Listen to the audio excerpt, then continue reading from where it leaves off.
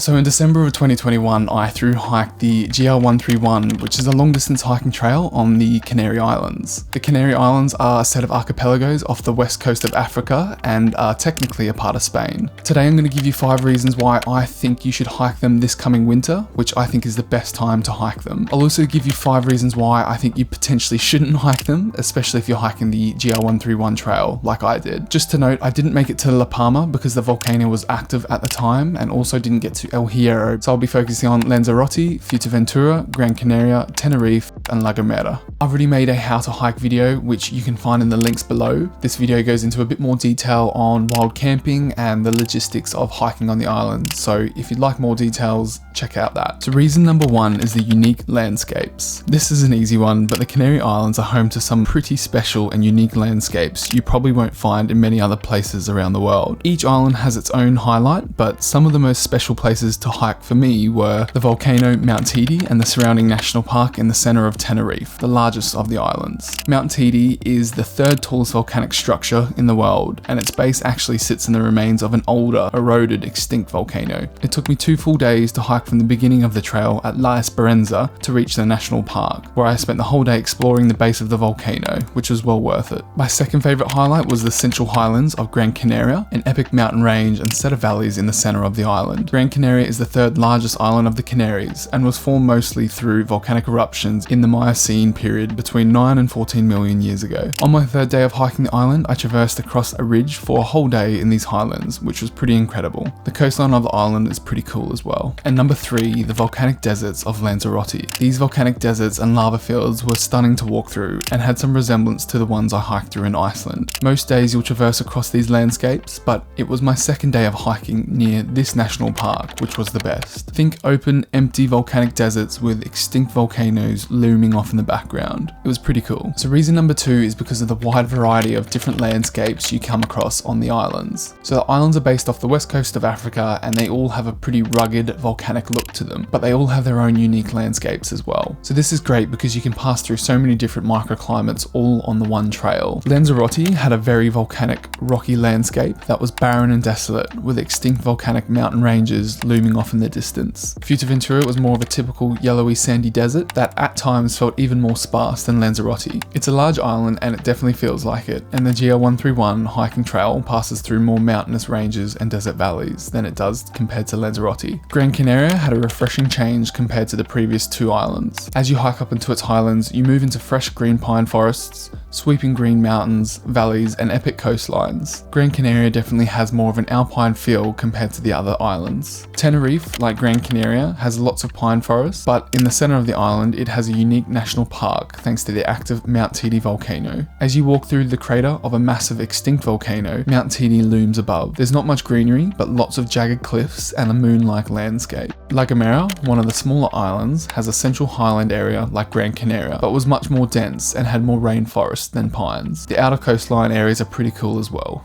So reason number 3 is the incredible climate that the Canaries maintain over the winter months. Each day I was on the Canary Islands was a sunny day, except for probably 2 or 3 in total. On those 1 or 2 days there were some thunderstorms, so I had to seek a bit of shelter during that. The temperatures mostly hung around the mid-20s and sometimes crept up into the 30s on Fuerteventura and Lanzarote. The coldest it got was around 8 or 9 degrees, and that was when I was wild camping up on a bit of elevation as well during the nights. I'd not been to the Canary Islands in the summer, but I can imagine it would be boiling hot. So number 4 is the fact that the GR131 is pretty desolate, especially when you're comparing it to other big European hikes such as the Tour de Mont Blanc or the West Highland Way. If you're like me and you appreciate some solitude on your through hikes, then this long distance hike is for you. If you're a little bit worried about not having other people around and you're planning to wild camp, then I'd suggest bringing a friend or a partner along with you. You do pass through a few small towns and villages whilst on the trail, but sometimes these can be few and far between.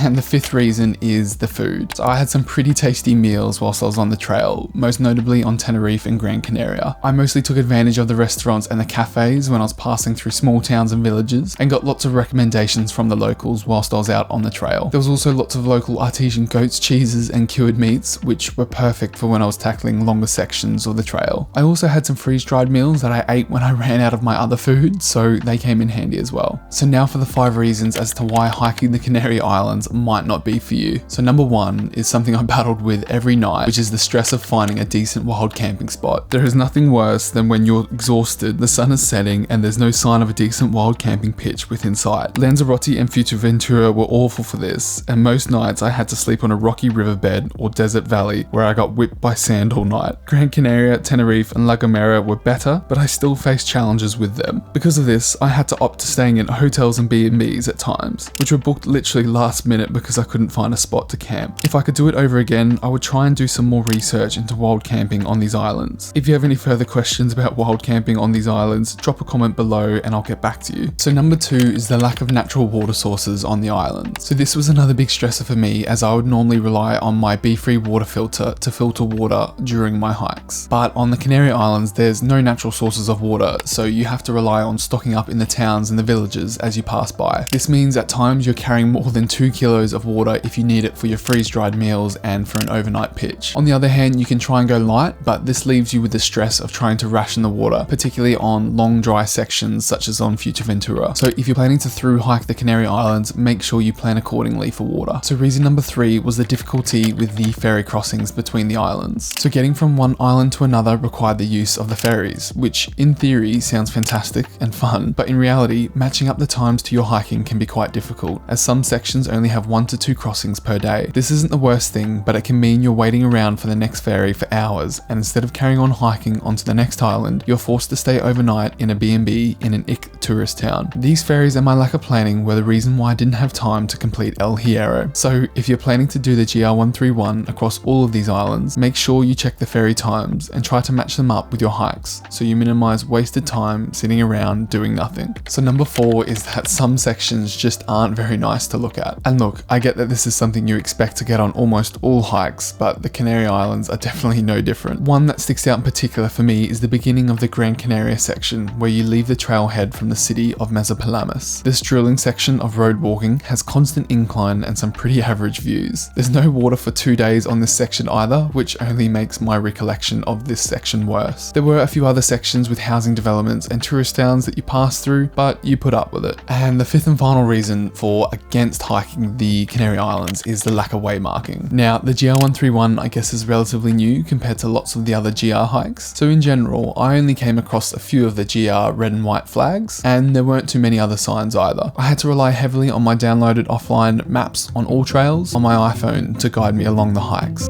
So there you have it, my 5 honest reasons for and against hiking the Canary Islands. In summary, I had an amazing time hiking these islands. The diverse range of different microclimates and unique different landscapes is just simply amazing. And the weather is perfect for through hiking in winter as well. If you have any further questions, just drop a comment below and I'll get back to you as soon as I can. Otherwise, feel free to watch these other videos about hiking in the Canary Islands. And until the next one, I will see you later.